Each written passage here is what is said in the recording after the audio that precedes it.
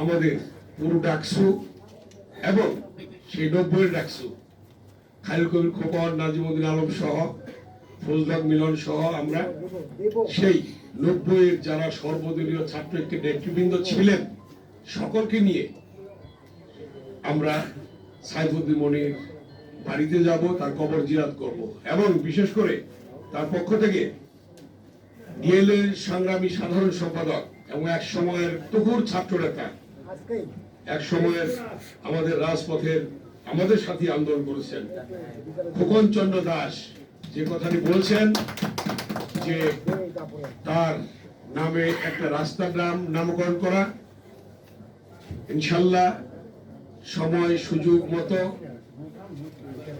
এটা আজকে আমি এবং খোকন এনপিপির চেয়ারম্যান সহ আমরা কথা দিয়ে গেলাম, তার নামে রাস্তা ইনশাল্লাহ হবে এবং তার স্মৃতিকে ধরে রাখার জন্যই আমরা এটা করব। আজকে তার উদ্দেশ্য কি ছিল? সাইফুদ্দিন আহমেদ মনির উদ্দেশ্য ছিল গণতন্ত্র পুনরুদ্ধার করা। সাইফুদ্দিন মনির উদ্দেশ্য ছিল ভোটের অধিকার প্রতিষ্ঠা করা। সাইফুদ্দিন মনির উদ্দেশ্য ছিল গণতান্ত্রিক বাংলাদেশ প্রতিষ্ঠা করা। সাইফুদ্দিন মনির উদ্দেশ্য ছিল জবাবদিহিতামূলক সরকার গঠন করা। সেই উদ্দেশ্যকে লক্ষ্যকে সামনে রেখে তিনি আন্দোলন করেছেন, সংগ্রাম করেছেন, রাজপথে ছিলেন, পিছপা হননি, বারবার জেলে গিয়েছেন, ফ্লোরের মধ্যে শুয়ে থাকতেন, একটা খালি গায়ে শুয়ে থাকতেন, আমি দেখেছি তাকে জেলখানার অভ্যন্তরে। তার মধ্যে কোনো হিংসা বিদ্বেষ ছিল না। এমন একজন নির্লোভ রাজনীতিবিদ পাওয়া খুব কঠিন, কিন্তু তিনি যে উদ্দেশ্যে সংগ্রাম আন্দোলন করে গিয়েছেন, নিজেকে নিয়োজিত রেখেছিলেন, কিন্তু তার সুফলটা তিনি দেখতে পারলেন না। আজকে এই দিনে তার মৃত্যুবার্ষিকীতে আমরা স্মরণ করে এটি বলতে চাই যে আল্লাহ তাআলা তাকে বেহেশত নসিব করুক এবং তার যে স্বপ্ন ছিল সেই স্বপ্ন বাস্তবায়নের দিকের পথে। আপনারা জানেন এই স্বপ্ন বাস্তবায়নের জন্য আজকে কি হচ্ছে, বিভিন্ন জায়গায় বাধার সৃষ্টি হচ্ছে, নির্বাচন নিয়ে বাধার সৃষ্টি হচ্ছে এবং বিশেষ বিশেষ সময়ে বিশেষ বিশেষ বক্তব্য রেখে বিভিন্ন বিশেষ করে বিএনপিকে কটাক্ষ করে বক্তব্য রাখার চেষ্টা করা হচ্ছে। আপনারা দীর্ঘ 16 বছরের আন্দোলন দেখেছেন, স্বৈরাচার বিরোধী আন্দোলন দেখেছেন। আপনারা দেখেছেন জিয়া পরিবার সবচেয়ে দুর্যোগে, দুর্বিপাকে, দুঃসময়ে জনগণের পাশে ছিল, বিএনপি জনগণের পাশে ছিল। 1971 সালে 25শে মার্চ যখন পাকিস্তানি হানাদার বাহিনী আক্রমণ করে ঢাকায়, তারপরের দিন জনগণ দিক বিদিক ছিল। কি হলো? চট্টগ্রামের কালুরঘাট বেতার কেন্দ্র থেকে শহীদ রাষ্ট্রপতি জিয়াউর রহমান স্বাধীনতার ঘোষণা দিলেন। সেনাবাহিনী নামলো, বিডিআর নামলো, পুলিশ নামলো এবং বাংলার দামাল ছেলেরা মুক্তিযুদ্ধে অংশগ্রহণ করল। দেশ স্বাধীন হলো লক্ষ লক্ষ শহীদের রক্তের বিনিময়ে, মা বোনদের ইজ্জতের বিনিময়ে।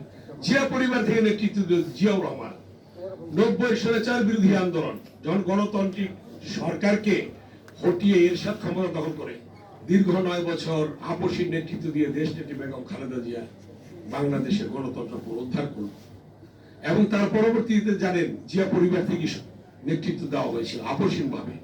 আরেকজন নেত্রী ছিলেন, বারবার বেইমানি করেছেন জনগণের সাথে, শহীদের রক্তের সাথে, তার ফলাফল দেখেছেন।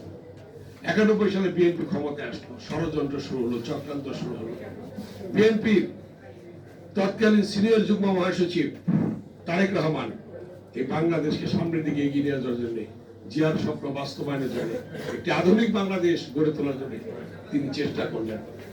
জিয়াউর রহমানের স্বপ্ন ছিল স্বনির্ভর বাংলাদেশ, সেই স্বনির্ভর বাংলাদেশ গড়ে তোলার জন্য তারেক রহমান একটা স্লোগান দিয়েছিলেন, একটি উদ্যোগ, একটু চেষ্টা এনে দিবে সচ্ছলতা, দেশে আসবে স্বনির্ভরতা। সেই স্বনির্ভর বাংলাদেশ গড়ার উদ্দেশ্য ছিল তারেক রহমানের। আপনারা জানেন আজকে বাংলাদেশে নির্বাচন নিয়ে একটি দল ষড়যন্ত্র করছে, চক্রান্ত করছে। স্বাধীনতার সময় যাদের বিতর্কিত ভূমিকা ছিল তারা আজকে পিয়ার পদ্ধতির নামে নির্বাচন বানচালের চেষ্টা করছে, কিন্তু নির্বাচন বানচাল করা যাবে না। নির্বাচন বাংলাদেশে হবে। অন্তর্বর্তীকালীন সরকারের প্রধান উপদেষ্টা তিনি ঘোষণা করেছেন 26 সালের ফেব্রুয়ারির প্রথমার্ধে নির্বাচন হবে।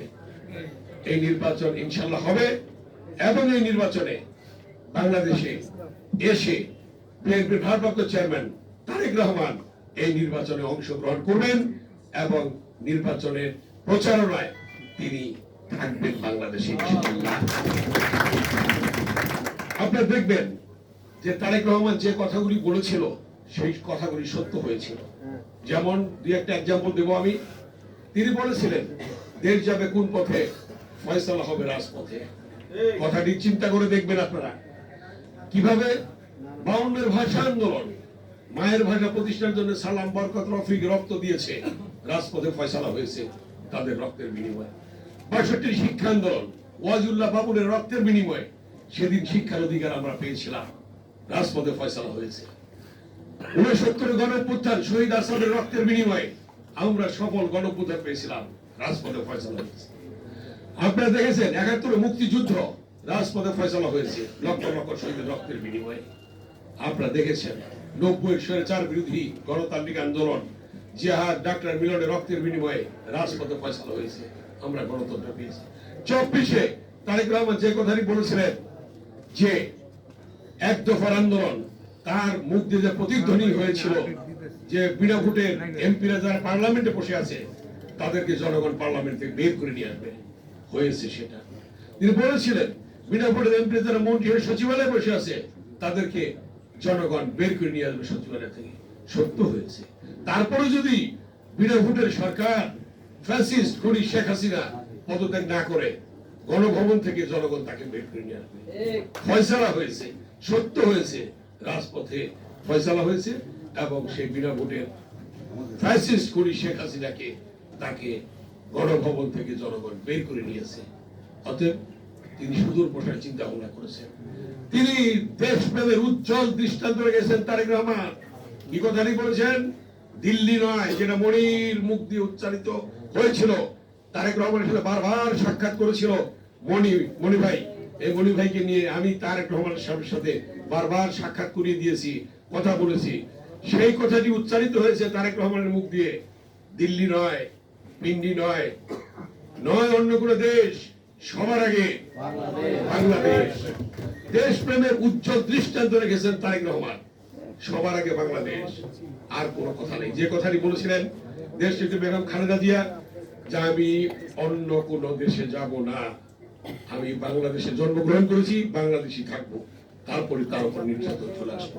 6টি বছর তাকে জেলে রাখা হয়েছে বিনা দোষে। বেগম খালেদা জিয়া জেল খেটেছে, তাকে অসুস্থ করে ফেলেছে, তাকে হত্যার উদ্দেশ্য ছিল। আওয়ামী লীগের সন্না পান্না গুন্ডারা বিভিন্ন দেশে গিয়ে চিকিৎসা নেয়।